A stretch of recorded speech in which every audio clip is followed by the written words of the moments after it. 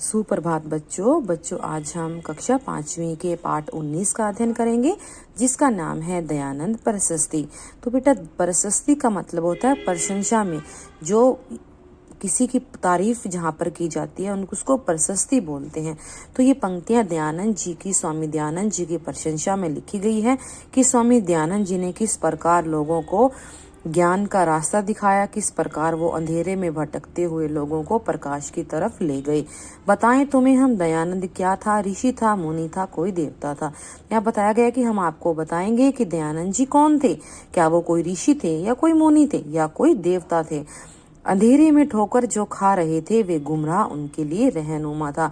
तो जिस समय सभी लोग अंधेरे में ठोकर खा रहे थे, जन होता है लोग, तो जिस समय लोग अंधकार में जीवन जी रहे थे, उनके पास ज्ञान नहीं था, वो अज्ञान रूपी अंधकार में भटक रहे थे, वो गुमराह थे, वो अपना रास्ता खो चुके थे, उनको सही और गलत का ज्ञान नहीं था।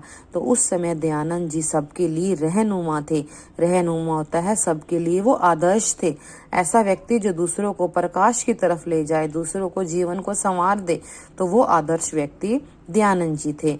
जिसे हमने गलती से समझा था दुश्मन, वही राष्ट्र नौका का नाविक महान था। तो जब दयानंद जी को कई लोगों ने अपना दुश्मन समझा था, क्योंकि दयानंद जी उस समय देश में फैली रूढ़ियों को खत्म कर रहे थे, तो कुछ लोगों ने समझा कि ये तो हमारे दुश्मन हैं। लेकिन वही व्यक्ति राष्ट्र रूपी नौका का नाविक था। मतलब पूरे राष्ट्र को चलाने वाला, पूरे राष्ट्र में से अंधकार मिटाने वाला, पूरे राष्ट्र में से बुराइयों को खत्म करने वाले थे ऐसे महान दयानंद जी। निशान हिंदुओं का मिटा जा रहा था, उसी की थी हिम्मत, बचाया हमें था। जिस समय हिंदुओं का निशान ही मिटाया जा रहा था, इस देश से हिंदुओं की सारी संस्कृति को खत्म किया जा रहा था, उस समय दयानंद जी ने आकर ही हमारी संस्कृति को, हमारे संस्कारों को बचाया था।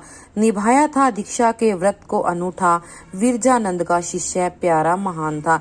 तो स्वामी दयानंद जी महर्षि विरजानंद जी के शिष्य थे। महर्षि विरजानंद जी जो थे वो दयानंद के गुरु थे। तो जिस समय दयानंद जी ने अपनी पढ़ाई पूरी कर ली, तो उस समय उन्होंने अपने गुरु को दीक्षा के देनी चाहिए। तो गुरु जी ने उनके क्या कहा था कि आप, मेरी दीक्षा जब पूरी होगी, जब आप अपना पूरा जीवन इस देश में वेदों के प्रचार में और इस देश से अंधकार को, बुराइयों को खत्म करने में लगा दोगे। तो इस व्रत को लेकर स्वामी जी ने अपना पूरा जीवन, दीक्षा के इस व्रत को पूरा करने के लिए स्वामी दयानंद जी ने अपना पूरा जीवन देश से बुराइयां खत्म करने के लिए, देश में की संस्कृति को बचाने के लिए, देश में वेदों का प्रचार करने के लिए लगा दिया।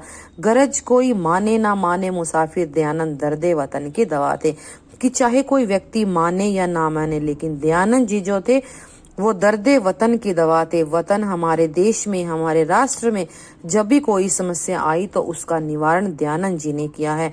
दर्दे वतन की दवा होता है कि जो भी हमारे समाज में समस्या आई, उस सभी का निवारण हमारे दयानंद जी ने किया है। हमारे देश को अंधकार से निकालकर प्रकाश की तरफ ले जाना, हमारे देश में से बुराइयां खत्म कर देना और हमारे देश को एक महान राष्ट्र बनाना, हमारी संस्कृति को बचाए रखना और वेदों का प्रचार करना, ये सब सारा अनूठा काम, ये महान कार्य स्वामी दयानंद जी ने किया था।